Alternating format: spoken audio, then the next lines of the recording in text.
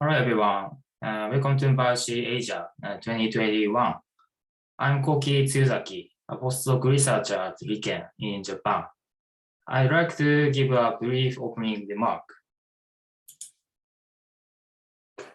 Same as last year, due to COVID-19, the entire conference will be held virtually. This year's conference will have 4 keynotes, 10 invited talks, 7 contributed talks, 1 BOF, 1 supporters talk, 12 workshops. About 300 people have registered to attend. At this conference, all presentations will be done via Zoom. It is important to note that the workshops will be held in Zoom meeting, but all the other talks will be held in Zoom webinar. Zoom meeting is for small groups, and anyone can control the audio and video. On the other hand, Zoom webinar is for large groups, and then only the hosts and panelists can control the audio and video. Note that the speakers should access the Zoom link for the panelists, not for the audiences. If there are any problems, the chairperson or staff will be available to assist. For question and answer, we will use Slack. First, enter the BioC Asia 2021 workspace, and you will find these channels for all the talks like this. You may ask questions there. You can also use Twitter. Please use hashtag BioC Asia 2021. Someone like Tom Kelly might contact you. This is not required, but for the sake of open science, we would like to ask speakers to submit their slides to F1000 research. In F1000 research, there are bioconductor gateway available, and they are divided into 3 gateway areas. And then select BioC Asia and submit your slide. This conference is organized by these members. And we are assisted by these supporters. Thank you very much. In this BioC Asia, we are putting a lot of effort into supporting multiple languages to consider diversity. To explain why, first, I'd like you all to think about what fairness is. Please pay attention to this picture. This is a thing I hate the most in the world. Yes, this is a ladle. It's used to pour soup. In Japan, you can find this type of ladle in many restaurants or hotels. It's not just a ladle. This ladle is obviously for right-handed. Cups for soup have a small radius, so this pointed tip is designed to help right-handed people pour soup without spilling. So how should left-handed people use this ladle? Left-handed, not right-handed. One possible way to do this is to pour soup using the rounded side. However, unlike the pointed one, the spout of the rounded side is wider, and the flow of soup is not steady. So there is a possibility of spin. Another possible way to do this is to pour soup with your clumsy right hand. However, this method will also not work, as well as for right-handed people. You might use your left hand as the pointed end of the ladle. This method is very tricky because we have to twist our left arm or bend our body, and this requires a lot of training.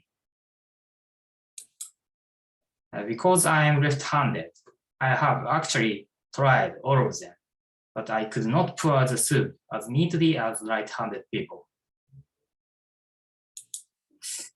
In addition to ladles, there are many other things in the world that are only for right-handed people.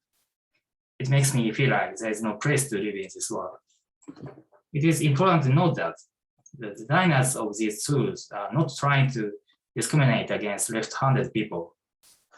They are either focusing on right-handed products, which are more profitable from a business perspective, or they simply don't care that much about left-handed people. And that's the crux of the matter. The same can be said about language. Good or bad, science has been conducted in English. I'm speaking English now too. This can be attributed to a variety of reasons, including remnants of the colonial era and the growth of the US after World War II. Whether the language of one's birth country is English or not cannot be chosen by us. If you are lucky enough to be an English speaker, you will be able to use your native language as if it was the world's standard language. But what if you are born in a non-English speaking country? The current situation is that non-English speakers will learn English, and the English speakers will never learn another language. In other words, it's like a left-handed person clumsily pouring soup with a ladle for right-handed. Is this situation fair, and does it show respect for diversity? Let's use a different perspective. If you look at the number of papers per country in recent years, you will find that China's growth has been remarkable. Looking at the top 10% of the most cited scientific papers, China surpassed the US this year. This result implies that in the near future, Chinese language might become the next standard language of science. In such case, English speakers will struggle to learn Chinese. The fact that English is the standard language of science for now is just a coincidence, and there is no guarantee that English will remain the standard language of science forever. And that's why multilingualization is no longer an irrelevant issue for us. With this in mind, we have put a lot of efforts for multilingualization. Since BioC Asia is a multinational event, it will be a good social event. Inspired by the last year's Chinese workshop, we hold a workshop in 3 languages, such as English, Japanese, and Chinese. And the code of conduct was also be translated into the 3 languages. Considering for different time zones, we set the time zone friendly schedule. And for speakers in different time zones, we will live stream the pre-recorded videos on YouTube. For the Q&A, we will use Slack. This is to accommodate those who have listening difficulties in English. We also tried to use some technologies to overcome the language barrier. We did a benchmark test to see how well the currently available automatic subtitling and translation tools would work. Check out the BioC session for this topic, spoken by Kozo Nishida. This talk is very interesting.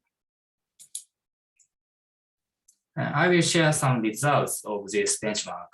Zoom has a subtitle feature, and this is quite accurate only when the spoken language is English. In the setting page of Zoom, we can activate this feature. And after that, the CC button will be accessible like this. A pre-recorded YouTube video will be played in Lodi's talk, which is a keynote for day 2. YouTube also has a subtitle button that you can see. This is also accurate, only when the spoken language is English. So you can use these features. We have also invited Dr. Tatsuya Amano to give a keynote for day 3. Recently, he made some advocates on language barrier issues in this paper.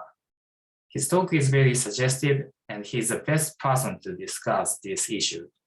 And so don't miss it. Lastly, there may be a lot of troubles due to the familiarity of the virtual event, so please help each other. I recently found this ladle, which is practical to use for both right-handed and left-handed people. I believe that the world is getting better little by little like this. So thank you very much. enjoy the conference.